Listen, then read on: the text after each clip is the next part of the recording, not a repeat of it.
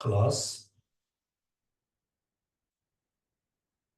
Everybody cultivate the right motivation. Motivation can be three types.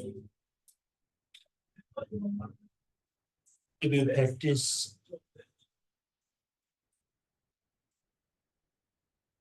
practice small scope beings, if you just always wish to take a good rebirth, then you think, I'm going to study Dharma only for good rebirth, continuously for many, many years. This can be one motivation. Second motivation you can have, if you not only thinking to have good rebirth in the future for many years, many times, I want to be, free from suffering. I wish to achieve liberation. I want to liberate myself only to benefit myself. This can be one motivation. And some of you may think, further than that, not only thinking to have good rebirth for many lifetimes, not only free from suffering, more you're thinking, I want to be Buddha, I want to achieve a fully enlightened state, then you can cultivate bodhicitta. So Buddhism is very kind of, open teaching. You can choose, you can select which teaching you want to practice. The motivation can be, as I mentioned, just for only a good rebirth for many lifetimes. The motivation can be for achieving liberation yourself.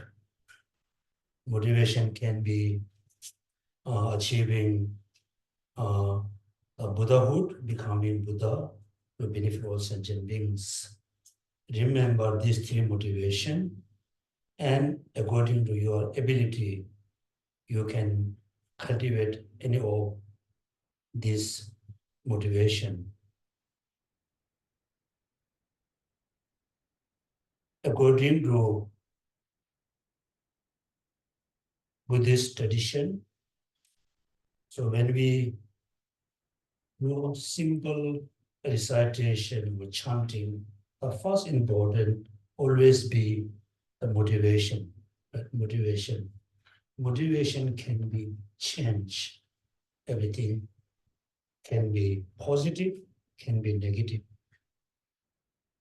Second, while you are practicing, no matter how long you can practice the Dharma for 20 minutes, half hour, 1 hour, 2 hours, 3 hours, the duration is not important. Most important is to have a perfect practice is the second one. And the last or third is the dedication. With the good motivation, the proper practice while you are practicing Dharma, at the end, dedication. These three things are very important. Therefore, please set proper motivation for studying Dharma, practicing Dharma.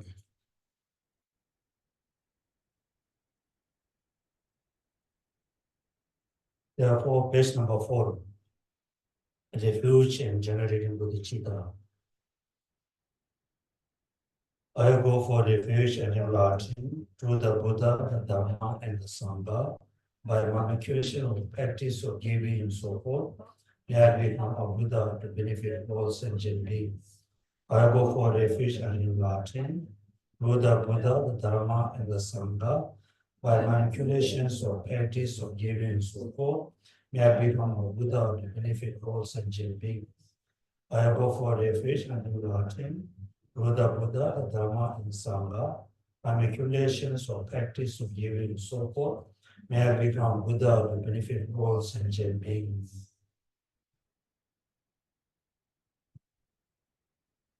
Please take refuge with the Buddha as an excellent doctor, Dharma as an excellent medicine, can be healed all kinds of sufferings, particularly inner suffering.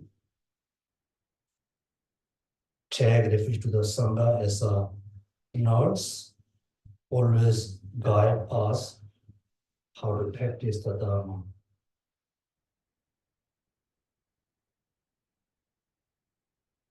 Next, generating bodhicitta. Verse number 5. With a wish to free all beings, I shall always go for refuge to the Buddha, Dharma, and the Sangha until I reach fully enlightened. Inspired by wisdom and compassion, today in the Buddha's presence, a genuine of the beginning, for the benefit of all sentient beings. I go for refuge to the Devajan. I confess the divinity individually. I rejoice in the virtues of all the beings. I hold the precious Buddha in my power.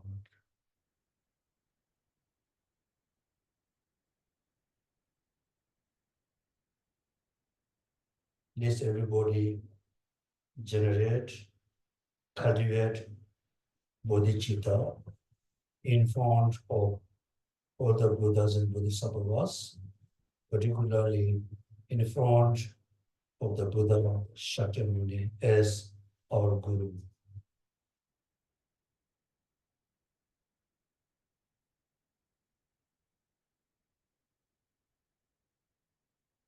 And now the actual text. So just as a revisions, you just listen. I will explain, review shortly. Homage to the youthful Manjushri.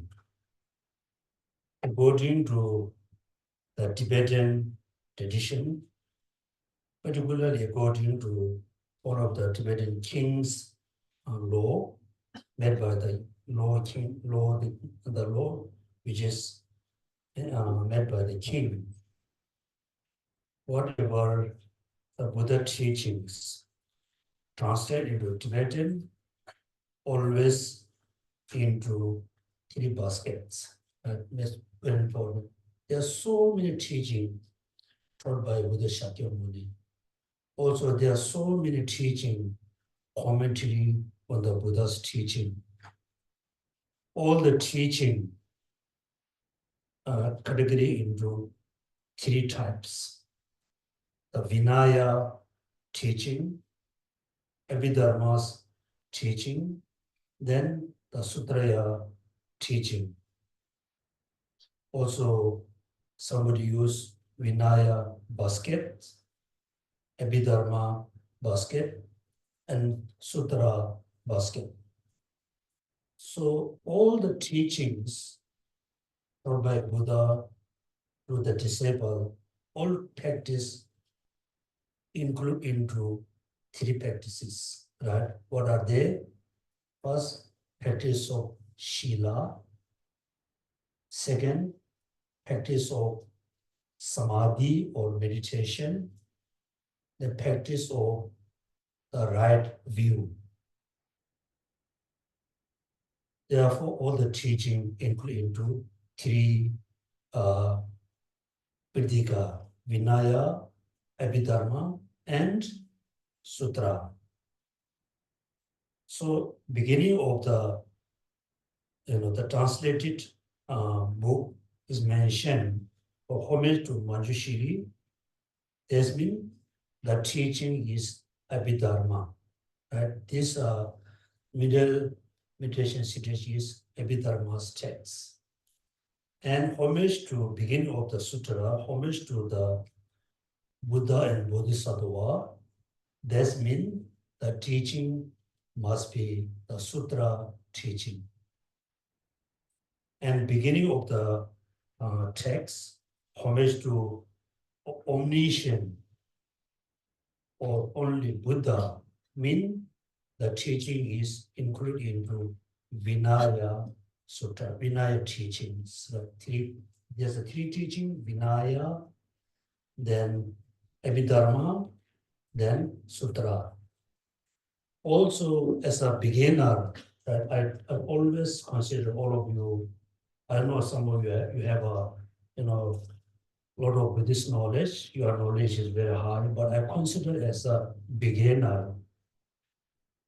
As a beginner, as a foundation, first we need to practice the Vinaya. Vinaya not only for the sanghas. There's 8 different level of like a shila. As a lay person, as a basic practice, you have to practice for 10 virtuous actions. Always try to practice the 10 virtuous actions. If you are quite good in practicing the 10 virtuous action, that means you are quite good in controlling attachment or anger and hatred and desire. So if you are good in not killing any living beings, any sentient beings, then you are controlling anger or hatred or attachment. Because this day, even in the past, so many beings, so many living beings be killed because of the hatred or anger, or because of a desire or attachment. Somebody has a so strong attachment towards the bone or skin or blood, and they also killed many sentient beings. So killing is kind of motivated by anger or attachment, right? Attachment. You should not think not killing anybody is a very simple practice. No, that means you are not killing because you almost control your anger, hatred, or attachment, right? Then second, not taking things not given by others. That means totally stopping, not stealing things. You are not stealing anything. That means also you are controlling your attachment and your desire. Also, as a lay person, of course, as a lay person, you can have a kind of life partner, you can have a wife and husband, or you have a life partner. So if you wish to have a kind of, this kind of happiness, you can go with only your chosen like a partner or your wife and husband. So the sexual misconduct also you can see is driven by excessive desire or attachment. So stopping, not doing any sexual misconduct also can be antidote for controlling your desire and attachment. But therefore, the Vinaya practice of Shila. So without practicing Shila, we cannot practice the Samadhi or mindfulness. Because in our experience, right? So no matter whether the person is a monk or lay person, when we try to meditate on something, let's say, for the just 1 minute, you meditate on, let's say, compassion, immediately your minds go somewhere because of the attachment, because of the desire, because of the anger, because of the jealousy. So first, if you able to control, all your negative thoughts is under control, then you follow you quite easy to do meditations, right? So when your mind become when you become very mindful person, you are quite good in focusing on the chosen object where you want to focus on, which object you want to focus on. Then the thought for you quite easy to practice the Abhidharma. Means Abhidharma, there's so many sort of contents, mainly talking about impermanence, emptiness, selflessness. So now you can see the order. Practicing Shila, controlling your negative thoughts, able to control. The practicing Sutra, I mean, you are good in practice or good in meditation. When you are quite good in mindfulness, you are a very mindful person, for you very easy to able to realize impermanence, particularly selflessness and emptiness. When you are able to practice these three together, right, then let's see, achieving liberation is quite easy. Let's say quite easy. I'm not telling you based on my experience. Surely I don't have any experience. I'm telling based on the Buddha teaching. Right?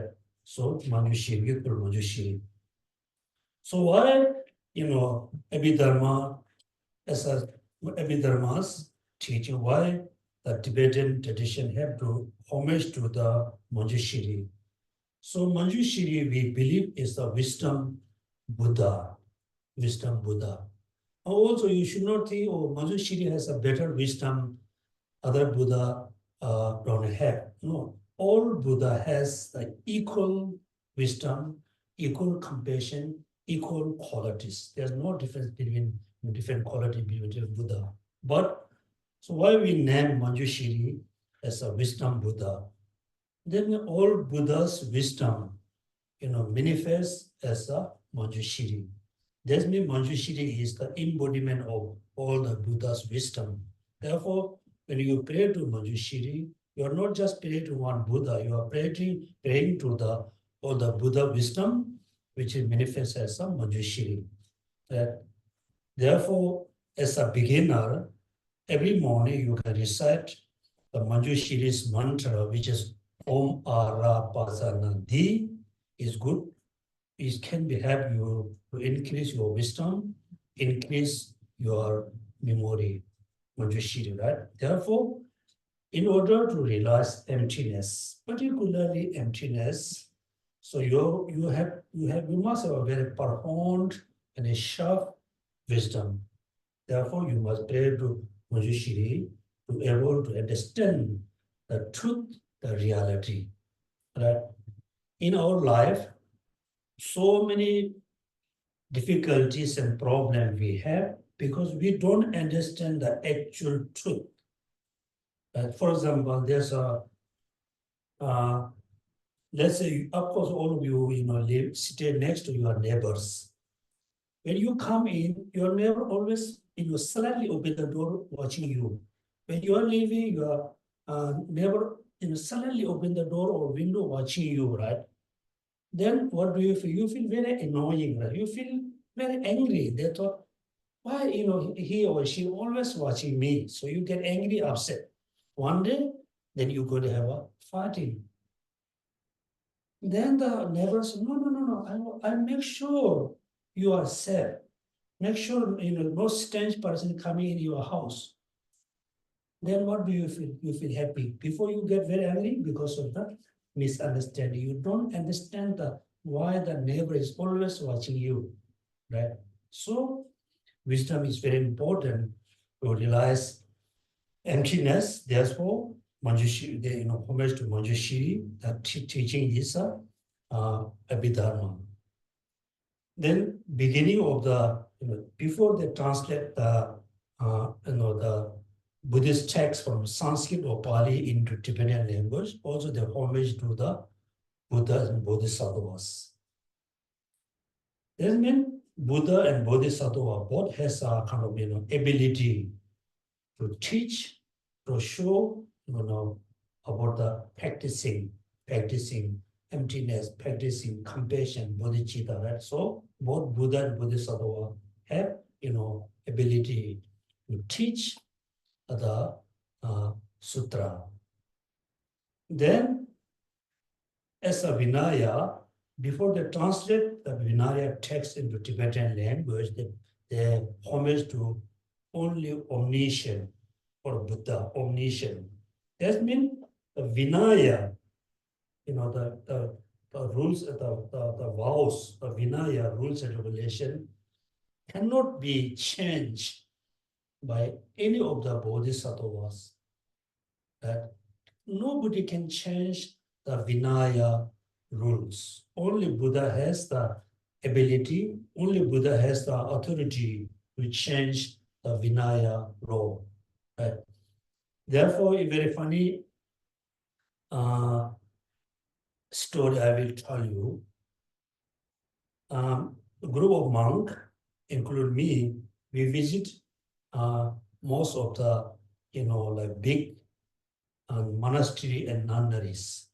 So we are doing kind of research. We are doing some kind of study. How many monks in the monastery? How many monks come from Tibet? How many monks were born in India? So we are doing kind of study. So we went to one of the monastery, the Rumtek monastery in Sikkim, which is the monastery of the His Holiness Karmapa. So we are doing, study. At that time, the monastery, the monks, numbers of the monks is declining, getting lesser and lesser. Then we have to ask this question to the monks, why the number of monks is decreasing. At the same time, we visited the village also asking why, the number of monks is decreasing in the monastery. From the villager answer is very simple. They said, we are really happy to, send my boys and girls as a monastic life. But they spend stay there like 6-7 years, they disrobe. Then they don't have a Buddhist education, neither they don't have the modern education, that they don't have a good life. Then I asked the monastery why the number of monks is declining. Many of the monks said, when we were very young, we are very happy to be monks, right? When they are mature, let's say 10 or let's say 20, 25 years, then they have a strong attachment desire, they disrobe. Then they said, if we're able to change the Vinaya law, like the first 4 root vows, then they said that we can have more monks in the monastery. Right? Right? So therefore, Lama Tsongkhapa said very clearly, the Vinaya law, nobody can change, nobody can add except Buddha Shakyamuni. Even though the Buddha, Manjushri, nobody can have the authority to change the law. Therefore, omniscient, Manjushri. I shall briefly explain the stage of the meditation for those who follow the system of Mahayana Sutras. The intelligent who wish to actualize omniscience extremely quickly should make a deliberate effort for the fulfill cause and condition. So I said, the Buddha teaching is a very kind of open teaching. You can, choose which teaching, which path you follow. So now I consider all of you have a strong desire for achieving omniscience, right? So if you really serious about achieving omniscience or Buddhahood, so we need to fulfill its cause and condition. It is not possible. That means without, having the proper cause and condition, it is impossible to achieve omniscience. Simply saying, if you wish to achieve omniscience, you need to practice the proper cause and condition for achieving omniscience. If you put, wrong effort to the wrong cause and condition, so you cannot achieve omniscience. Correct? This was here. Then the last one. Also, from among the causes and conditions, you should cultivate correct and complete cause. If you put the wrong cause into practice, even if you work hard for a long time, the desired goal cannot be achieved. So we should not put the wrong cause into practice. We must put the right cause into practice. Then the analogy is here. It will be like milking a cow's horn. Likewise, the result will not be produced when all the costs are not put into effort. So what is the right cost and effort for achieving omniscience? Answer is here. Therefore, those who desire a particular result should cultivate the complete and unmistaken cause and condition. If you ask, what are the cause and condition for the final fruit of omniscience, that final fruit of omniscience or the complete Buddhahood?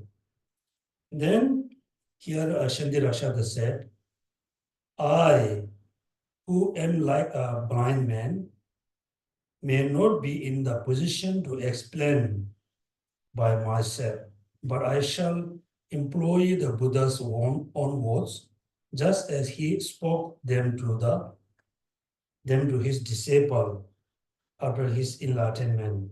He said, Vajrapani.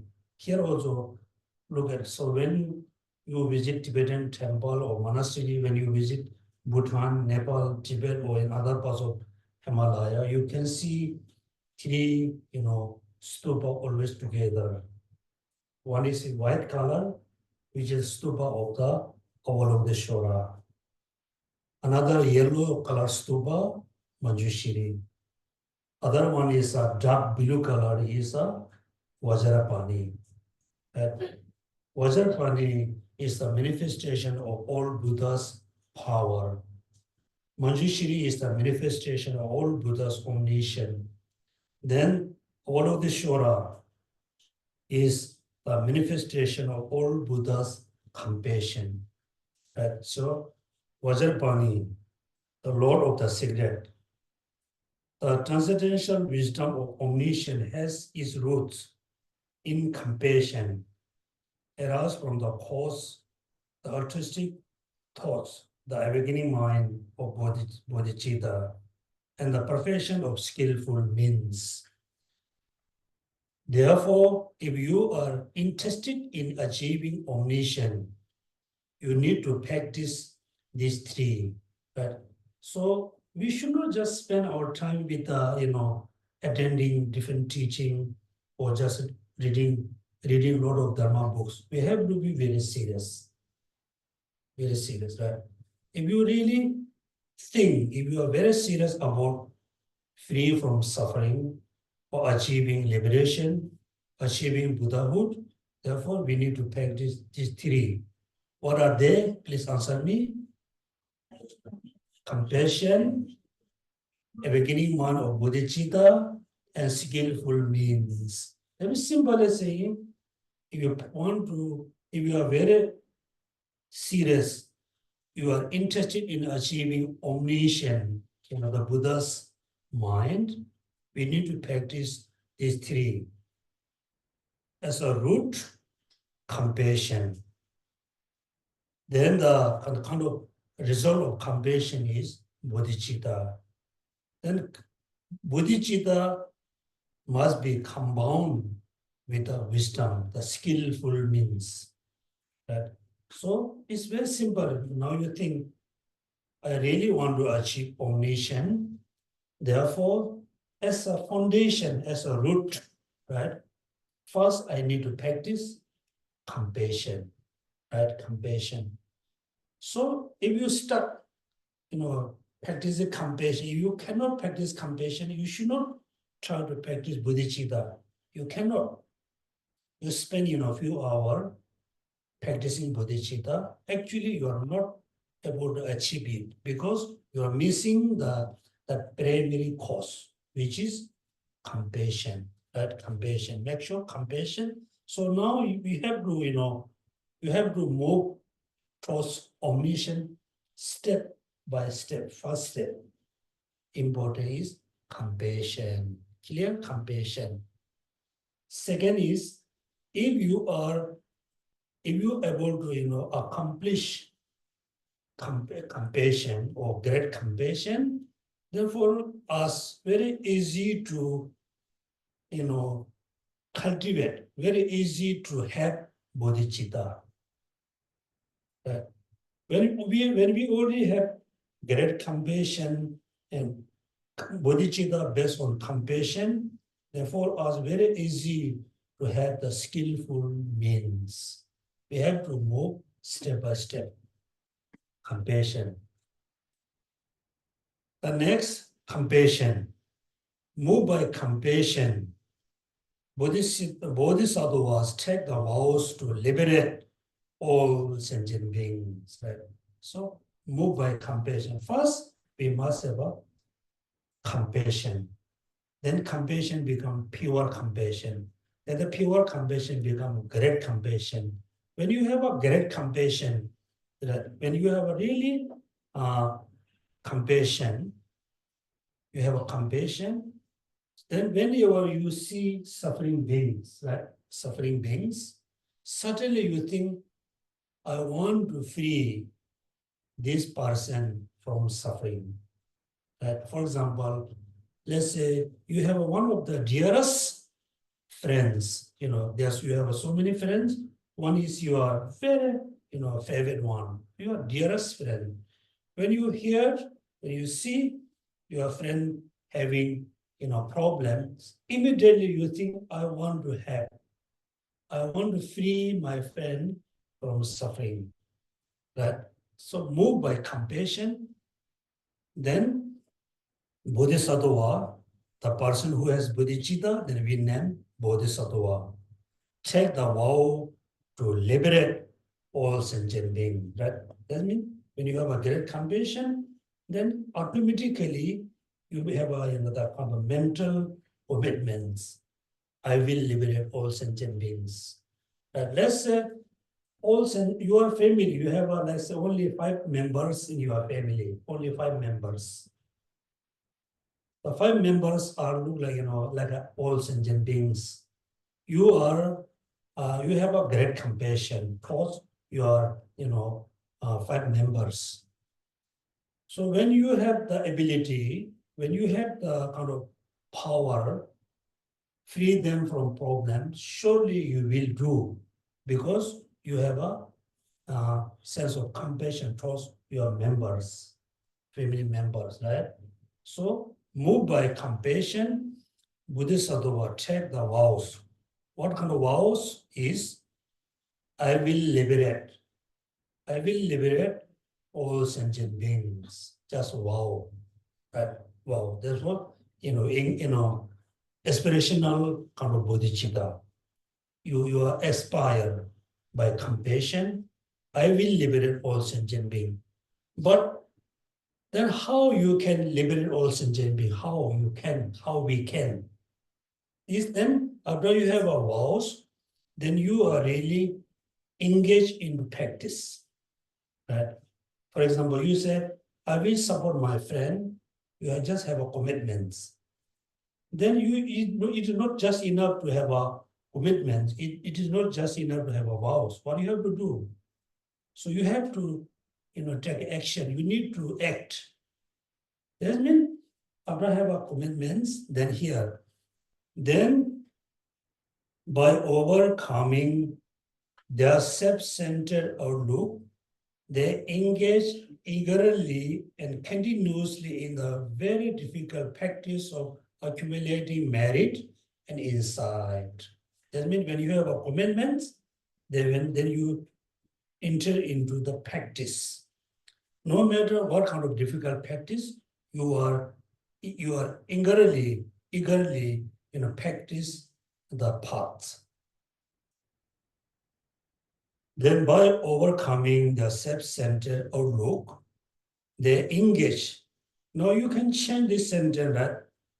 Move by my compassion, I myself, moved by my compassion, I will take the vow to liberate all sentient beings. How could you change the sentence? I myself, moved by compassion, I will take the vow to liberate all sentient beings. Then by overcoming my self-centered, outlook, I will engage eagerly and continuously in the various difficult practice of accumulating merit and insight. Therefore, in many bodhisattvas, they are eagerly, happily, they can give their life to benefit, all sentient beings, or even though one single sentient beings.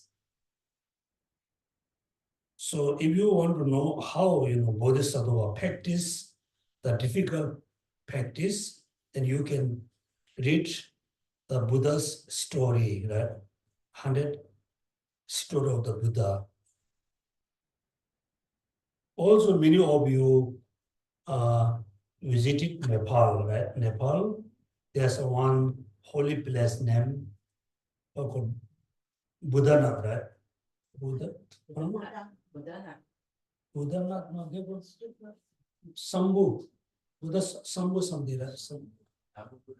Namo Buddha, correct, Namo Buddha. Right?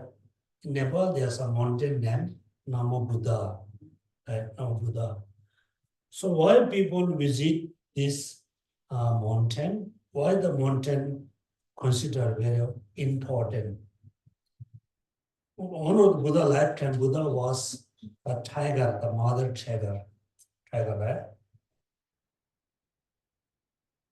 There's a like a mother tiger with the cubs. So there's no enough food for the tiger and the cub. So the mother was so hungry. Mother was so hungry. So mother was thinking, I will, eat one of the cubs, one of the baby. The mother was thinking, so because there's no food to eat. Then Buddha Shakyamuni, he realized one of the lifetime he was Bodhisattva he realized now the tiger mom going to eat the baby. Then he immediately appears as another like a animal, rabbit. He manifests as a rabbit. Then he just approached close to the mother, the tiger. The tiger wasn't trying to kill the rabbit. Then the rabbit thought, because he was so weak, the mother tiger was so weak, cannot kill. Then the rabbit himself, killed himself, and just the body, I think, died next to the tiger. Then the mother tiger able to eat, able to save their own children. Therefore, if you have a great compassion without any, unconditional compassion, so you are very happy to give your life to benefit any kinds of sentient beings. Therefore, you can change the sentence when you practice alone. Then overcoming my self-centered attitude or self-centered outlook, I engage eagerly and continuously in the very, very difficult practice of accumulating merit and insight. So after commitment, so we need to practice for accumulating merit and insight. It's a very confusing words for you, even for me, right? In Tibetan language, we have a very clear words. We say, Sonam Gitso. Sonam Gitso means accumulating kind of,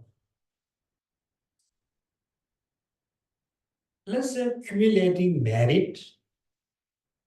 There's two types. One is you can accumulate the merit based on recitation, chanting, prostration, practicing bodhicitta, great compassion. You can accumulate one type of merit because sonam so.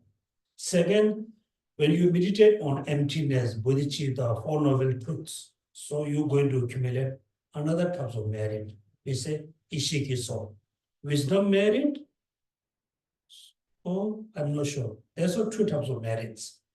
Accumulating merit and insight. For example, so you with a good motivation, so you are reciting a mantra, you are chanting, you are chanting. So through your recitation, chanting, prostration, making offering, making mandal offering, you're going to accumulate one type of merit. That we said is another one type of merit. Then you are meditating on emptiness. Through meditating on emptiness, through meditating on impermanence, you're going to accumulate another type of merit because in merit of insight. Having entered into this practice, which practice? Accumulating merit and insight. Having entered into this practice, they will certainly complete the collection of merit and insight. Through practice of compassion, through practice of bodhicitta, through practice of skillful means, that the person or we going to complete the collection of merit and insight. Right? Then what happened?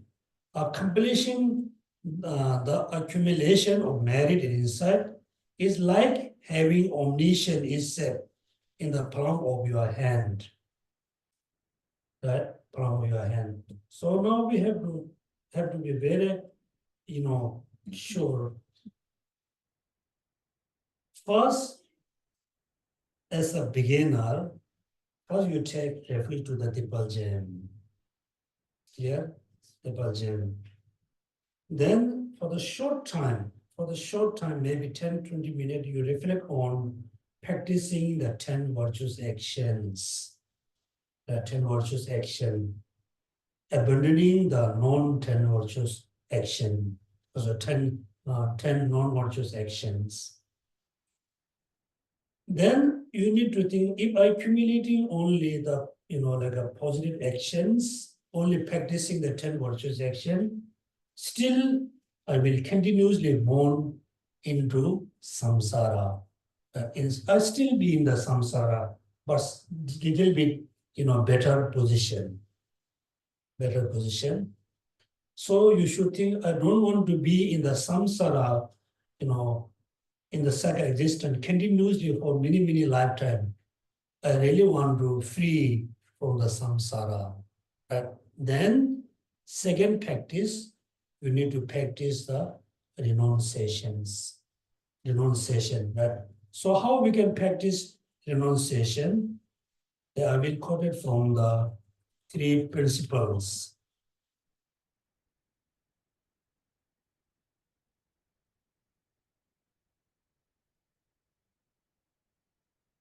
So you can see the song.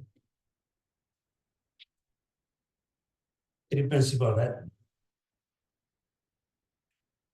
Page 9. Okay, first page 9. So we go through this sentence, can be useful. Lama Tsongkhapa said, I will explain as well as I am able the essence of all the Buddha teaching of concourse, which is mean emptiness. The path placed by the concourse children mean bodhicitta. The intents of the fortunate who desire liberation, which is mean renunciation. Yes? So Lama Tsongkhapa was saying, I will explain the 3 things, which is emptiness, second bodhicitta, third renunciation. So when we, listening teaching, or practicing teaching, listen with a clear mind. You are fortunate one who are not attached to the joy of second existence, who are not attached to the joy of second existence, who strive to make good use for leisure and opportunity, and direct your mind to the path placed by Buddha. So as a beginner, our mind have to be very clear, very pure. Then most time, right, of course, we have to eat, we need to do job, we must have a house, we must have, the things in order to survive. But our mind should not attach to the joy of second existence. Right? Whatever we do in our life, for many years, we do for joy of second existence. We try to have a happy life, the sense of like a joyful life. But until now, we have been only experiencing the samsaric happiness, samsaric joyfulness. So our mind is always almost 24 hours attached to the samsaric happiness and samsaric joyfulness, right? So for example, so when you feel so tired, so you want to take a nap, or you want to sleep, because you think sleeping is kind of a happiness. Eating good food also happiness. Doing things around us is happiness. Therefore, our mind is always attached to the joy of cyclic existence. But as a beginner, we should not attach to the joy of cyclic existence. So we always strive to make good use of leisure and opportunity and direct your mind to the path placing the Buddha. Now, number 3, sentence number 3, without pure renunciation, there's no way to end attraction to the pleasure of sacred existence. So we have to cultivate, we have to practice renunciation. Without renunciation, there's no way to end attraction to the pleasure of sacred existence. The craving for existence also binds beings. Thus, from the outset, seek renunciation. Practices. Now, how we should practice renunciation? Number 4, reverse attraction to this life by reflecting on how leisure and opportunity and difficult to find, how life is ephemeral and without spine. Therefore, we always need to think, I'm very lucky, I'm very fortunate to have this, leisure and opportunity life I have, but it is impermanent. Without, stopping, my life is moving close to the end of this life. Always remember impermanence. When you really, remembering impermanence of death, then you're able to detach with these life things. Reverse attraction to the future life by repeatedly thinking of the infallibility of karma and its effect, and then miserable of samsara. That means you need to think, you need to reflect on this life. This life is impermanent. I should not think too much. I should not do so many things only for this life, because this life is impermanent. Therefore, you should not attach your mind with this lifetime. All right. Second, many people think, I'm okay this lifetime. I'm okay. I have a house. I have enough food to eat. I have enough clothes to wear. But I'm very worried about my next life. Right, next life. Therefore, many Buddhist people, many Buddhists, they're always talking about accumulating merit. Accumulate merit. That you have a better life in the future. Let's say next life you have a better life when you take a better life in the future, still you are in samsara, right? Yes, in samsara. Still you're going to through the sickness, aging, and death. Therefore, also should not attach for the next life. Next life. So renunciation. You need to practice renunciation. Then how we know, how we understand, how we know I have actually renunciation. How do we know? Then the stanza number 5. Contemplating thus, when you do not for an instant admire the splendor of this existence and remain intent on liberation day and night, renunciation is then born in you. So this is the kind of clear instruction how we know I have renunciation.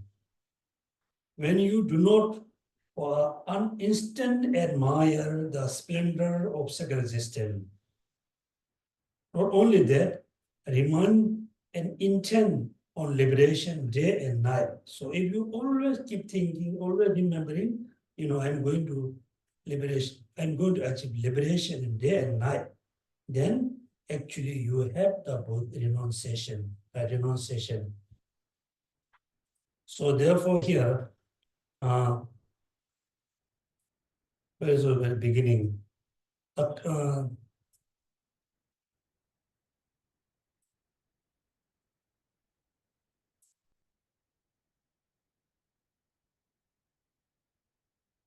Enter into this practice, they will certainly complete the collection of merit insight. Accomplishing the accumulation of merit and insight is like having omniscience is set in palm of your hand. Therefore, since compassion is the only root of omniscience, you should become familiar with this practice from the very beginning. Right? So, how we can achieve omniscience? The answer will be, I need to practice these 3 practices, right? What are the 3? Compassion, bodhicitta, the skillful meal. Among these 3, which is the most important I need to practice as a beginner? Compassion. The compassion is the root. Then the bodhicitta, skillful meaning is like soil. First, we must plant the root of the omniscience, which is compassion.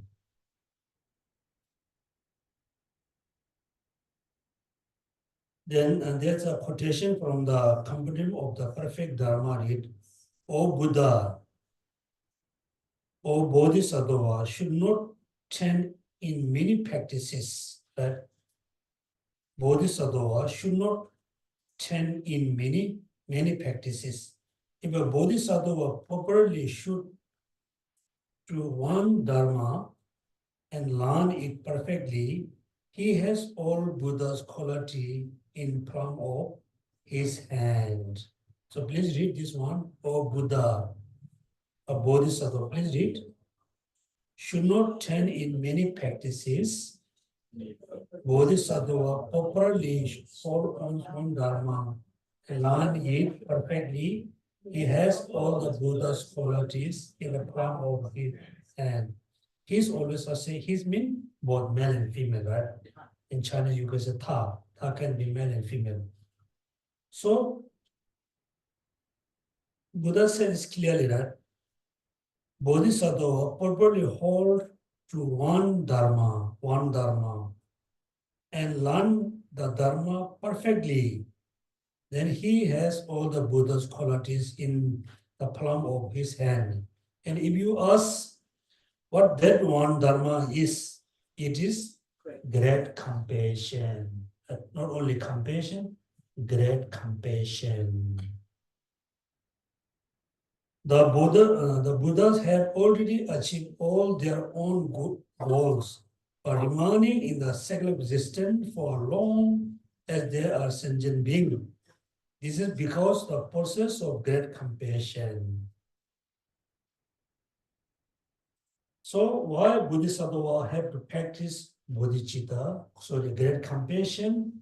Without practicing great compassion, Bodhisattva cannot achieve bodhicitta. Right? Without practicing bodhicitta, the Bodhisattva cannot achieve the skillful means. Without practicing great compassion, bodhicitta, skillful means, the Bodhisattva cannot achieve Buddhahood. So achieving Buddhahood is not their goal. Make sure clearly, achieving Buddhahood, achieving omniscience they are not the goal to achieve Bodhisattva. What is the main kind of intention for achieving Buddhahood? To benefit all sentient beings. That clearly. So now you should not think I want to achieve Buddhahood because I want to be happy. I don't want to have any problems. You must think I want to practice great compassion because bodhicitta. I want to practice bodhicitta because of the skillful means. I want to practice three of together because I want to achieve Buddhahood. I want to achieve Buddhahood because I want to benefit all sentient beings. Therefore, as a Mahayan practitioner, as a follow Mahayan tradition, your goal is to benefit all sentient beings. Therefore, you can see, Buddha Shakyamuni, so he already achieved Buddhahood. Then after he became Buddha, who achieved Buddhahood, he came, to this world as a reincarnation. Why he had to, take a, reincarnation on the planet? Because of the compassion. Now I give you the analogy, right? So you have a family, you cannot do much for your family because you don't have the resources, you don't have the ability, you don't have the power to really benefit your family, right? Then you went for study. You went to, like primary school, then you went to like a high school, then college, university. One day you really finish, study, you really, graduate. After you graduated, you have a good job. When you have a good job, you will come back to your home, support your family, or you want to just, you enjoy your life. What will you do? You will come back. You will come back and you will support your family because going to university, college, have a job is your main goal is to benefit your families, right? So all your knowledge, all your study is not just having a good job. It is only for benefit for your families. Therefore, all sentient beings on the planet, I'm not talking about this world. There's a millions of different planets. All living beings, all sentient beings who live on the planets, they are like our family or like our dear friends. Therefore, Buddha have already achieved all their own goals, but remaining in the cycle of existence for as long as they are sentient beings. This is because possess great compassion.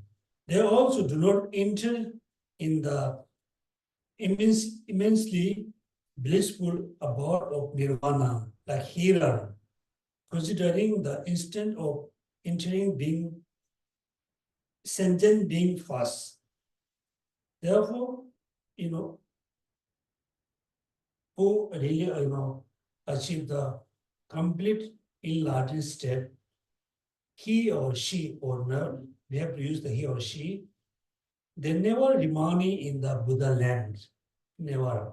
They always take different, manifest into different form to benefit all sentient beings. Even though someone manifests as a doctor to benefit all the sick person, somebody manifests as a very, rich family to benefit for many people. Somebody manifests as a good father to benefit for the families. Therefore, what Buddha said, nobody can really, nobody really can understand who they are. Let's say, only I know who I am. If I look at you, I should not think all of you are very ordinary person. Maybe some of you are reincarnation of the Buddhist, otherwise some of you Buddha, I really don't know. Therefore, we should not judge simply say, oh, this person is very bad, this person is very good. We should think, I really don't know. I must, respect for equally for everybody. So practice compassion. In between, there are so many words. Now we move to the next. Okay. So how we practice, how we can cultivate great compassion.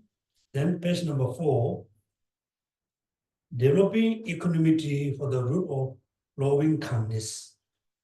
The way to meditate on compassion will be taught from the outset, beginning the practice by meditating on equanimity. Try to actualize impartiality towards all sentient beings by eliminating attachment and hatred. Okay, now, without great compassion, I cannot really cultivate bodhicitta. Therefore, I need to cultivate great compassion. Great compassion can be practiced if we practice equanimity. Equanimity right now, the step. The way to meditate on compassion will be taught from the outset. Begin the practice by meditating on equanimity. Try to actualize impartiality towards all sentient beings. How we can actualize impartiality through the eliminating attachment and hatred. Attachment now is very important. All the teachings are very, but here, until now, we think I'm really practicing compassion. Yes, we practice compassion, we have compassion. The compassion is very partial. Right? You can be a compassionate person because you are whom you like. That you have a compassion towards your parents, your relatives, your friends. I don't have a compassion towards the stranger. I don't have a compassion towards the people, the group of people whom I don't like. That means compassion has a limit. We have a limited compassion. Right? Therefore, we haven't achieved bodhicitta because the compassion is very partial. Why we have a partial, like a compassion? Because we have a attachment, that we have a hatred. Right? So attachment and hatred. We have a strong attachment towards our relatives or friends or dear and near one. But we have a sense of hatred towards our enemy. So we totally, ignore the strange person. We need to actualize impartiality towards all sentient beings by eliminating attachment and hatred. Now, how we can eliminate, how we can really, actualize the impartiality. All sentient beings desire happiness and do not desire misery. Think deeply about how, in the beginningless cycle of existence, there is no one sentient being who has not been my friend, a relative, and hundreds of times. Therefore, since there's no ground for being attached to someone and hated other, I shall develop a mind for equanimity towards all sentient beings. Begin the meditation on equanimity by thinking of the neutral person. Now, how we start? Thinking of first, you need to think the neutral person, neither you are friends nor you are enemy. Then consider people who are friends. Then consider the people who are your enemy, right? So first, we need to destroy the basis for, attachment and hatred. First, we need to destroy the foundation. Generally, why we have a kind of attachment? Why we still attach towards our friends, our families, and our dear one? Why we attach? There's no reason much, right? There's a reason, but not solid reason. Also, we have a sense of hatred. We have a sense of anger towards our enemy. Again, there's some reason. The reason is not that solid. Let's say we all together, right? Let's say I'm the, let's say, judge. I'm the judge. Now, all of you come to see me, you say, oh, we don't like the family. Let's say the coffee shop people. You said, we don't like the coffee shop people because coffee is very expensive. They charge a lot of money. Right? You are using only one. They charge a lot of money. They charge more than other coffee shop, right? Then all of you say we don't like. Then I said, have you checked the quality of the coffee, this coffee shop and other coffee shop? Then you say we don't. Then I say you go back and check the quality of the coffee and the size of the coffee cup. Then you realize the coffee quality is better, the cup is bigger, and you feel it makes sense, right? It's fair to charge 10%, 10 cents more. Then let's look at you can say when you have a sense of hatred, the reason is very small. Very small. Very small.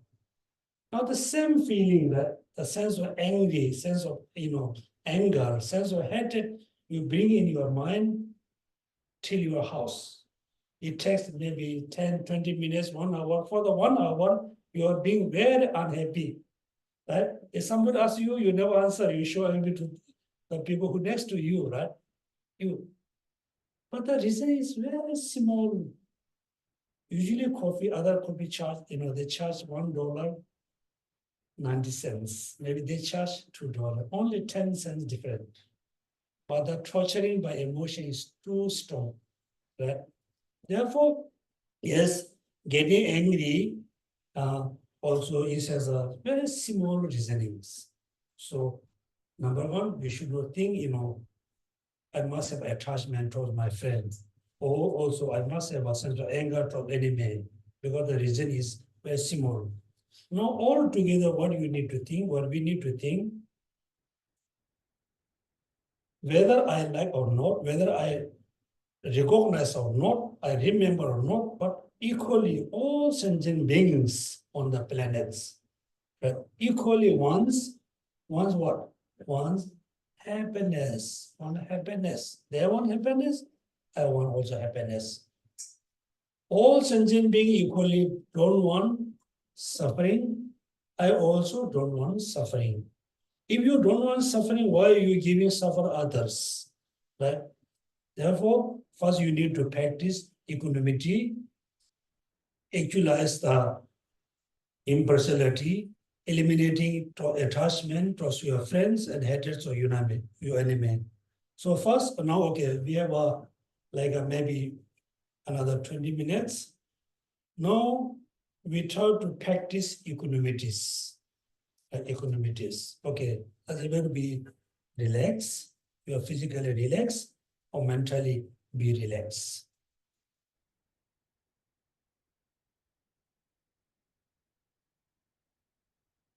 Okay, first everybody must cultivate strong intention, strong motivation for achieving omniscience.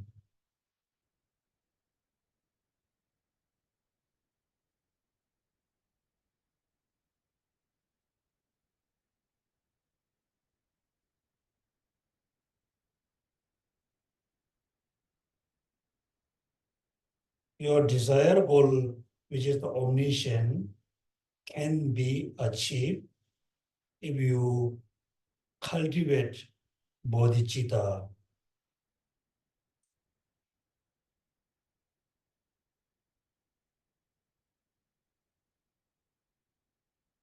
Without cultivating bodhicitta, without practicing bodhicitta, we cannot achieve omniscience.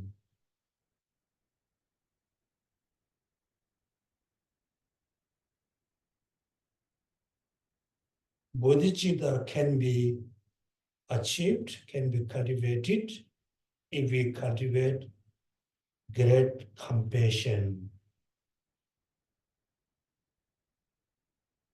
Compassion towards all sentient beings, particularly your enemy.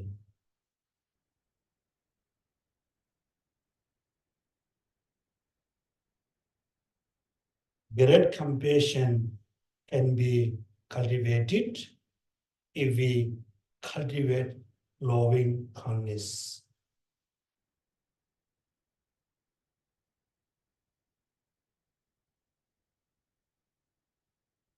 Loving kindness can be cultivated if we cultivate equanimity, the impersonalities, equanimity.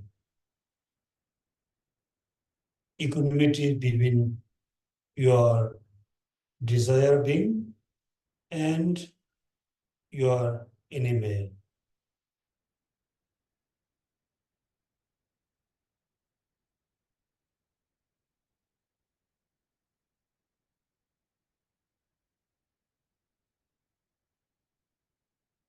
In reality, in generally, based on our own experience, we don't want suffering at all. We don't want very small or very slightest suffering. We don't want suffering at all. Likewise, all sentient beings don't want suffering as me.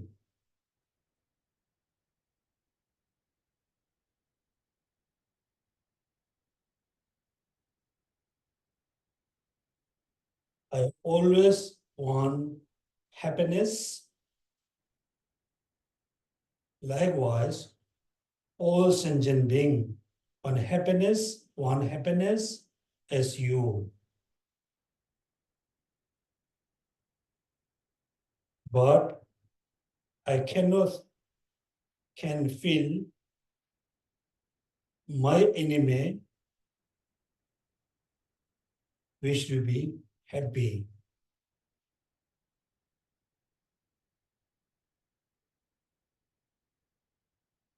Therefore, first you visualize indifferent person, neither your enemy nor your friend. Visualize, like one neutral person.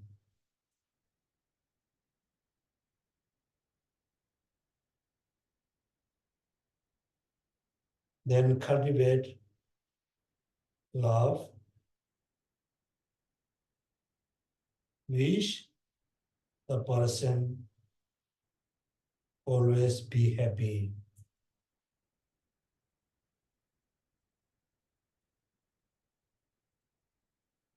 Wish the person free from misery.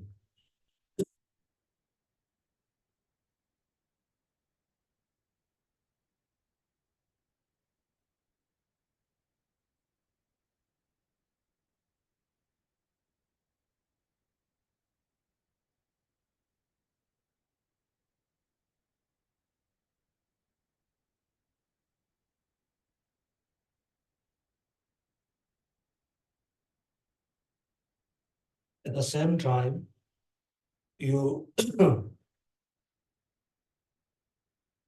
eliminate or you totally, stop sense of hating towards the middle person, sense of attachment.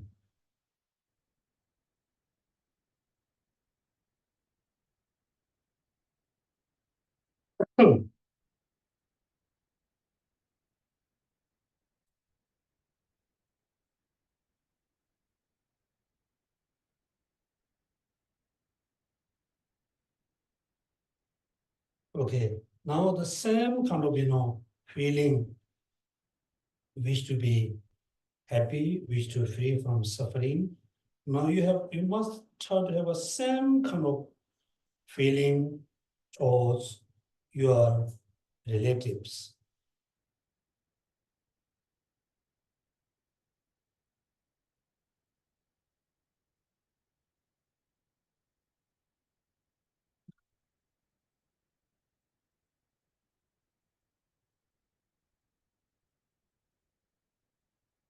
I wish one of your relatives who are very close to you always be happy,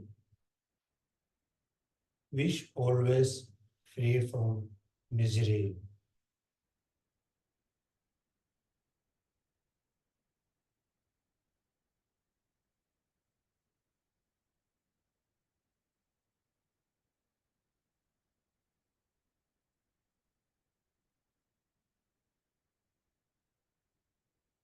Okay, here one important thing here. When we say, when you say, we're able to say, oh, I wish I have a same use. I wish the the neutral person be happy, the neutral person free from suffering. Right?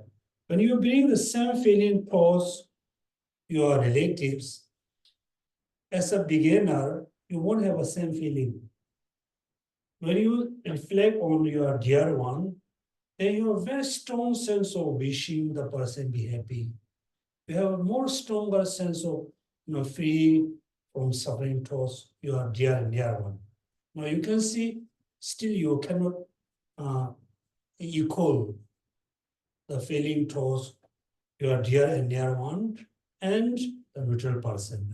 It cannot. First, you have a same kind of sense of love, sense of compassion towards your neutral person and your dear and near one, whom you are close to. But when you are able to have a same kind of, no hate, no attachment, no hatred towards your the neutral one.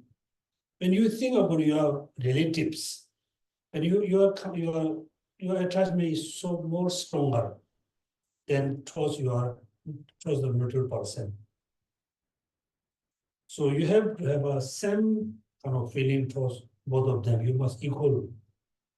Then when you have if you're able to have a same equal feeling, when you see your dear and near one, seeing your neutral person, there's no same feeling that. No, it cannot be. So we have to have an equal distance.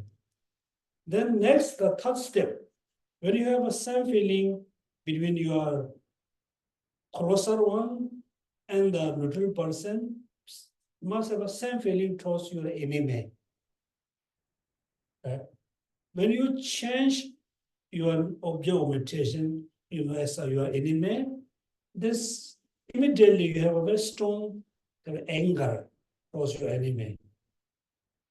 So you have to eliminate the anger towards the enemy. So when you have a same equal feeling towards neutral person, your closer, dear and near one, and your enemy, then means you have a equanimity. Right?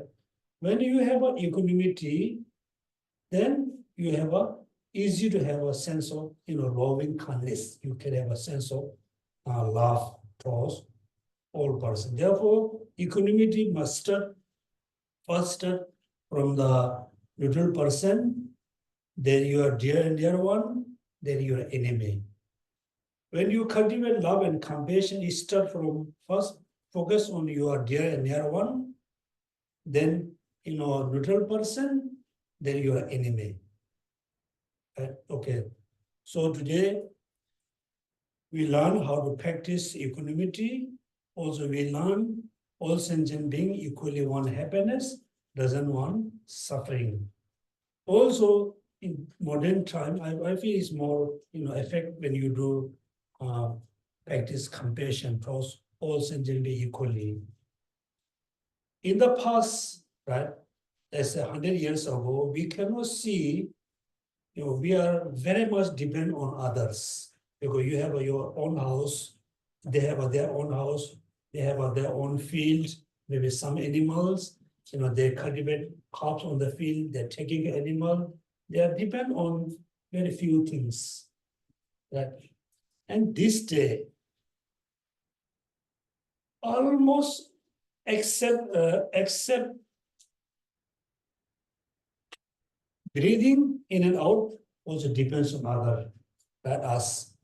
Our food very much depends on other, particularly Singaporean, very much depend on other, your food, your drink, whatever we have, actually we have because of other.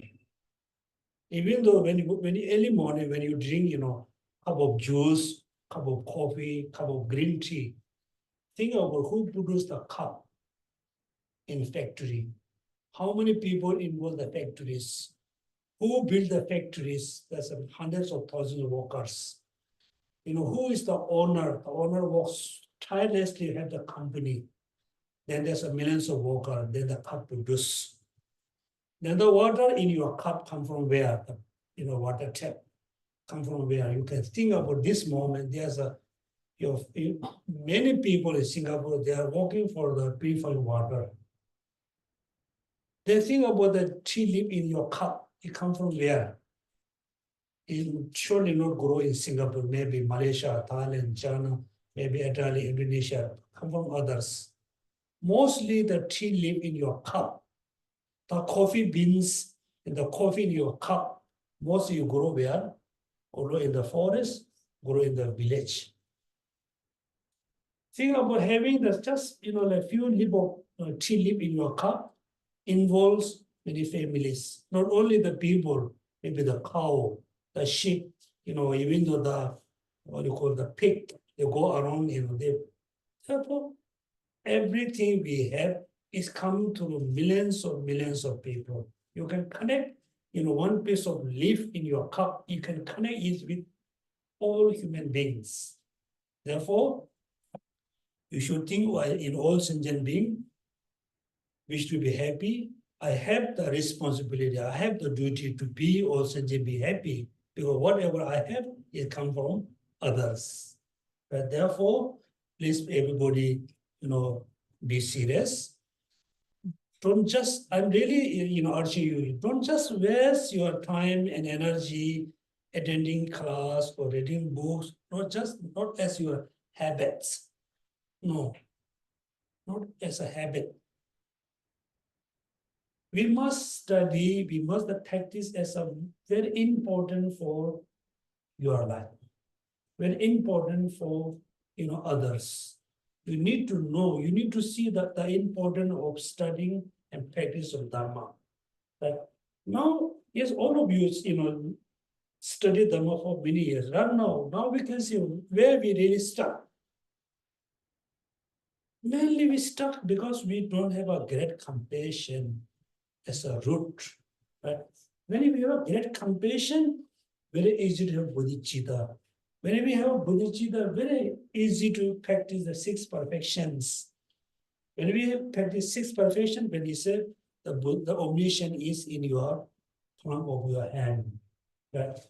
He's the Kamana Shila, not really, showing us candy.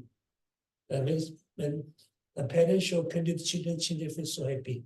So that book was saying, if you practice, Bodhisattva should not turn and should not practice in many things. Practice only one thing, which is great compassion. When you have great compassion, omniscience in your palm of your hand. When you practice bodhicitta, the omniscience, the Buddhahood in your, palm of your hand. Okay, so today we study this one. Next class, we will study about how to practice loving kindness and compassion. A little bit, we learn how to practice bodhicitta based on great compassion. Okay, any question? You have 8 minutes. Any question? No? Look at me, don't. Okay, I have one request, all of you. It's kind of big request or maybe small request, I don't know. Everybody, I think many of you already memorized the foundation of all good quality, right? Please memorize the foundation of all good qualities, then the 3 principal aspects of the path. Then the foundation of all good quality has how many stanza?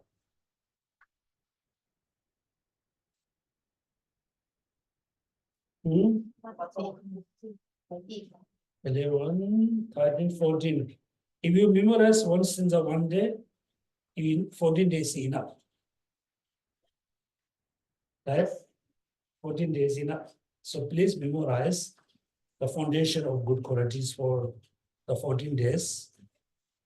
Then 3 principles of the aspect of the path has how many? Another 14. Total how many days? 48 days. 28 days. 1 month. I give you 1 month. 1 month. Please memorize these 2, like texts. So why is so important to memorize? Because also even I was talking to some of my friends in India. The foundation of all good quality look like container. A small container, you can expand. Small container, you can expand as much as you can. All the learning, like many, you can put into the good qualities. All the practice, any practice you will do in your life, everything you can also compress that. Compress? Can you use compress? Compress. Compress in the foundation of all good qualities, number 1. Is it number 2? When you go around, right, on the planet, on the plane, on the bus, on the car, you don't have a time to open the books. If you open books, Dharma book, people think you are quite, psycho person. Psycho person. So when you chant mentally, the foundation of good quality is very short. Then you can practice the lamrim. Right? It is number 2. Reason number 3, when you are like, let's say, 80 years old, 90 years old, I think most of us cannot see a textbook. Our eyesight become very weak. We only weak. Right? So we cannot see the textbook. We cannot open the books.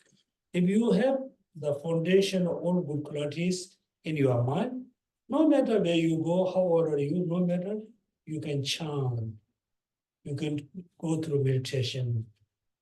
So you can remember all the practices based on the foundation of all good qualities. Then expanding of the renunciation, bodhicitta, emptiness, then you can add the 3 principal aspects of the path. Let's please memorize these 2 texts. I give you 1 month. Okay, it's good to memorize, okay? Okay, at the end, we do dedications. As usual, remember all the positive actions we have accumulated in the past, present, we will accumulate in the future, all married together. We dedicate for world peace.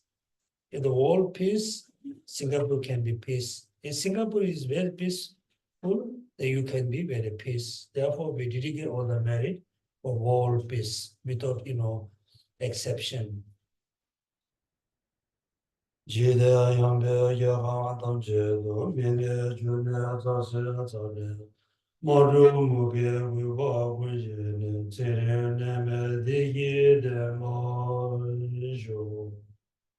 Second, we dedicate all the merit or able to practice all the paths, particularly great compassion, bodhicitta, and skillful mean, particularly to able to practice, to able to cultivate great compassion within our mind.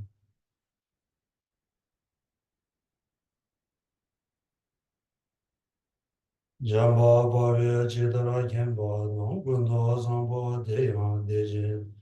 Deda kunye jesu da loje gewa nida tanje rado. Last, we dedicate the merit. We can share our merit or benefit all sentient beings, particularly all your relatives and friends and family. Tage jinye sabe gewa ande denda ndowa kunla kamben.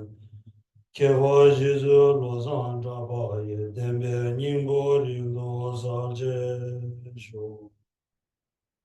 Last, we dedicate the merit to live long life. All the gurus in different traditions. Also on the planet, there are so many people who are very important for in different countries, different community, different people. So dedicate the merit to have a live long life for all the gurus in different tradition, all the important people on the planet. Gere adonda geju jiwa da midene ben gedan jawa. Lumba juju bunzon zo yobe trashi de gyang dendire de.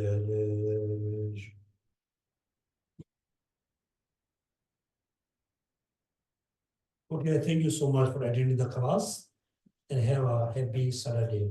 Thank you. Thank you. Hello, everybody.